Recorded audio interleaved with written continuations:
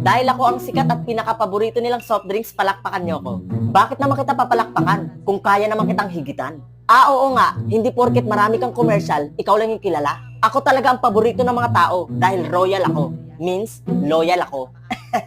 Bakit ako naman talagang nangunguna sa inyo Ako ang kasalo nila sa merienda, tanghalian at hapunan. Ako yata ang RC ng bayan. Ako talaga ang gusto nila kasi ako, meron akong orange flavor with vitamin C at healthy sa kanila. Nakakalimutan nyo ata na ako yung sikat sa inyo. Alam mo ikaw, para kang tubig. Ikaw naman kapag binilisan yung pangalan mo, RC, RC, RC, RC, R ng bayan. Hoy mga baliw kayo, ako talagang hilig na inumin ng mga tao. Ha? Paano ka naman nakakasigurado na ikaw ang hilig na inumin ng mga tao? Basta sigurado ako. O sige, para magkaalaman tayo. So magtatanong tayo sa kanila. Sige, nang magkaalaman na. Okay guys, anong soft drinks